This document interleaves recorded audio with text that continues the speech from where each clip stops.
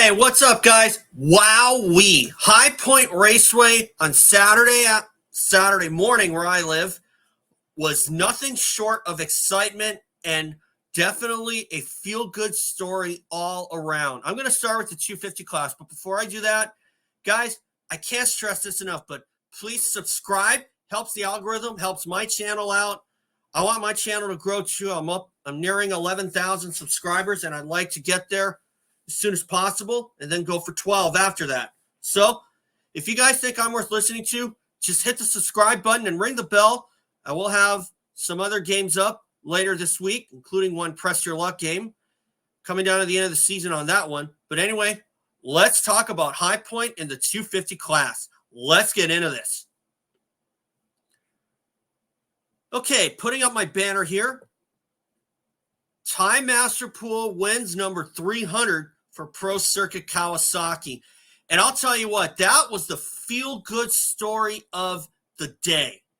Because Ty Masterpool, to see him come through and hold off a charging Haiden Deegan for the win, like I said, that was a feel-good story of the day. Because I know that Ty Masterpool can put in winning rides like that, but it was just frustrating that he was always on the sidelines. He's almost like Ryan Hughes in a sense, you know, because Ryan Hughes was a guy, if it wasn't for bad luck, he'd have nothing. And for Ty Masterpool, if it wasn't for bad luck, he'd have nothing either. So really, good on Ty Masterpool. I was pulling for him to win that one.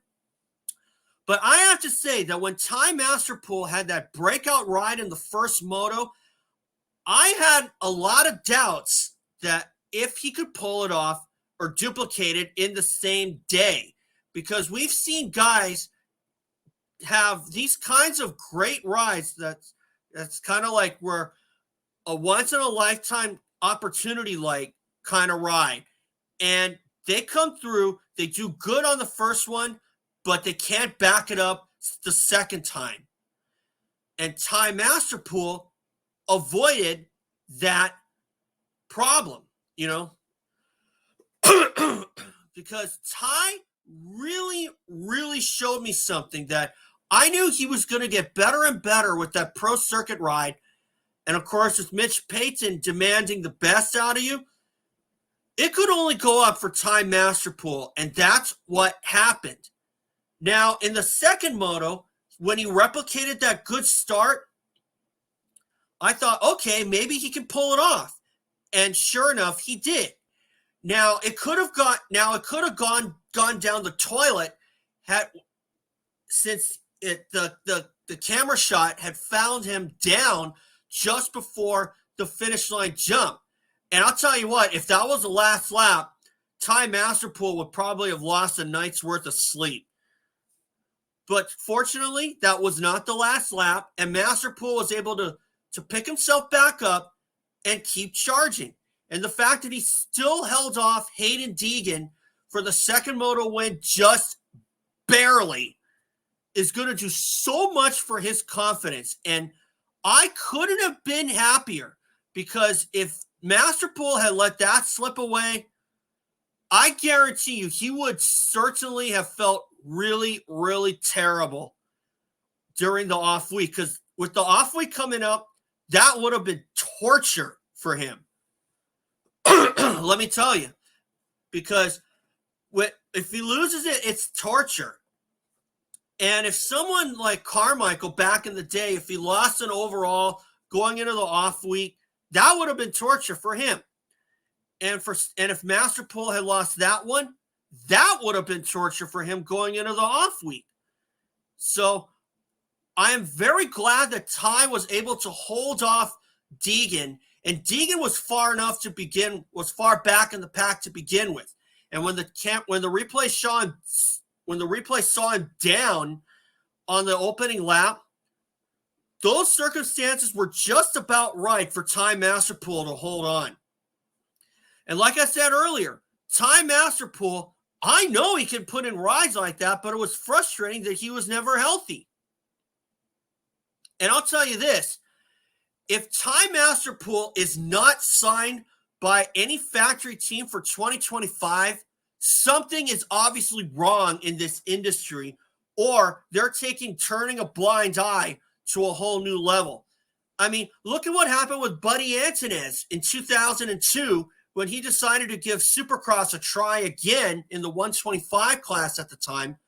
And after 5 straight arena cross titles and 107 wins, Antunez put in the work, and he did really well that season. He finished 4th in the 125 East.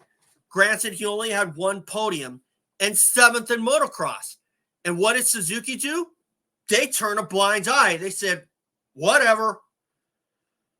And Antunez was forced to return to arena cross, and that ruined him. And if nobody signs Ty Masterpool for 2025, that could be a career ender too. Because really, everyone knows, myself included, knows that Ty Masterpool can put in great rides like what he did at High Point. And that just goes unnoticed, you know. But rides like that should not go unnoticed. I don't care how old it is.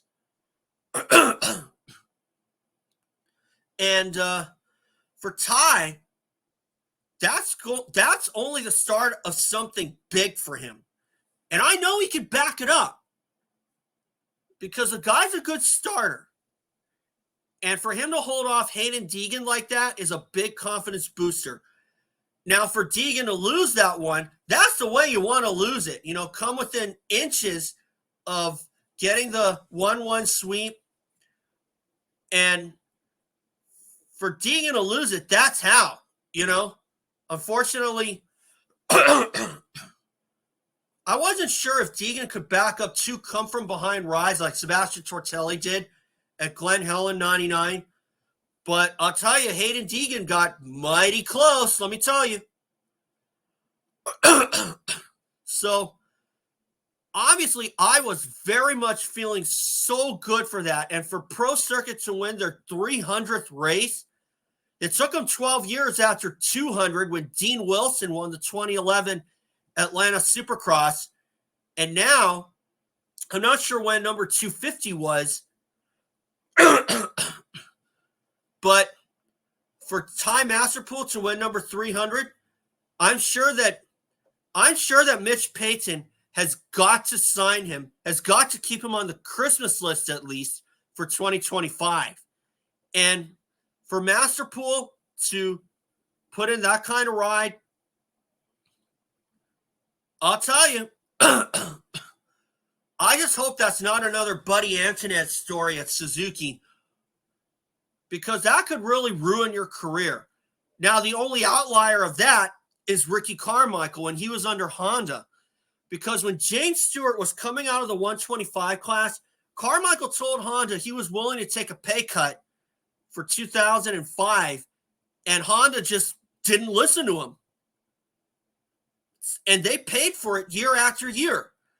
And, you know, this kind of reminds, and also for Ty Masterpool, if he doesn't go sign for 2025 by one of the factory teams, that's also going to remind me of back in the day when Jeremy McGrath was dominating Supercross, and any interview for 4th place or lower, the only criteria was if your name was Jeremy McGrath, because that was the time when McGrath was dominating the sport in the 90s and the early 2000s. That was a time where